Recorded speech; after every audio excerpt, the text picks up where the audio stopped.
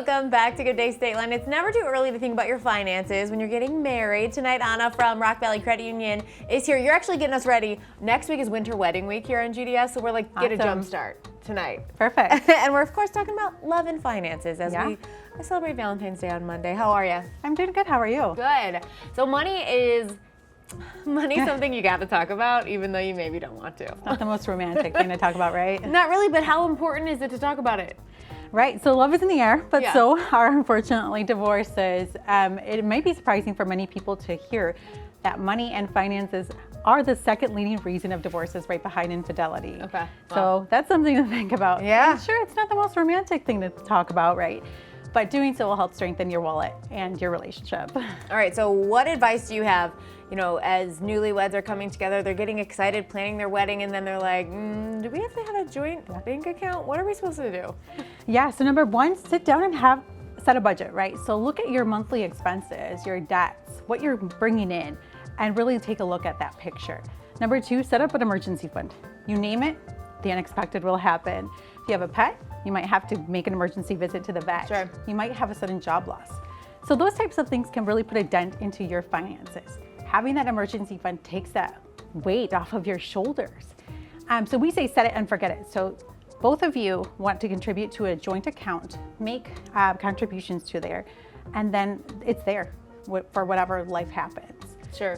And then lastly, set financial goals as a couple. So whether it's short-term goals like having extra money for the holidays or being able to go on a vacation together, to long-term goals like being able to afford that dream house. This is just a little legit question. Are there ever too many accounts to have, or do you think you should create different accounts for all of these occasions or ideas or plans? It never hurts to have all of those different savings accounts. I mean, we have Disney World accounts that people can name their accounts, or retirement question mark. Maybe someday, I don't know, retirement. Yeah, we even have some members who will have pet, dream pet one day or dream dog. Okay. So never hurts to just save for that big picture thing. Which is something, when you're younger, I don't think you really think about. A lot of kids do have a savings account or something, thanks to their parents. But you get older and you're like, yeah, I just have this money. Right. But actually categorizing it, whether you're getting married or not, probably helps you reach the goals. It's absolutely. Just say same with New Year's resolutions. If you don't say, I'm gonna go to the gym 3 times, you just say I'm gonna go to the gym. It doesn't happen. It doesn't happen. Yep, so how do you save money without being so specific, right? Right. So what should you do when you're preparing to combine finances? Do you think you should totally do it? Do you think you should have your own account still too? Or how do you think that should work? So we always say to be 100% open and honest with each other and share those past mistakes if they happened, right? So not doing so is not only being dishonest with your partner, but it's also setting you guys back as a couple from reaching your goals. So we say, it's okay to have your own accounts, but also have those joint accounts so that you're reaching goals as a couple together. And that feels so empowering to do that. If you're not sure where to start, meeting with a financial advisor is another great place to start having those conversations. Yeah, and that makes sense too, because sometimes people need a little mediator. Yeah. A little help being so this one time I spent this money on this and I'm still paying for it 20 years later.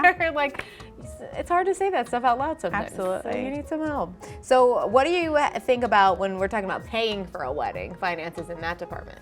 So I would say first, be both on the same page, right? And set a realistic budget. Your happiest day ever does not have to be your most expensive day ever. Okay. The average wedding today costs $19,000. Okay. So that's a real eye opener. So think about what life beyond that day will look like.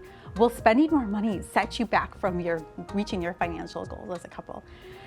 Number two, if your family is able to help and chip in, great. If not, we recommend, picking up a side gig to earn some extra cash, or cutting out things that you can go without on your wedding day, such as an open bar or wedding gifts for your guests. Sure. And lastly, if you still need additional funds, look into credit cards that offer rewards or low interest loans. It just so happens that I know of a fantastic credit union that would love to help.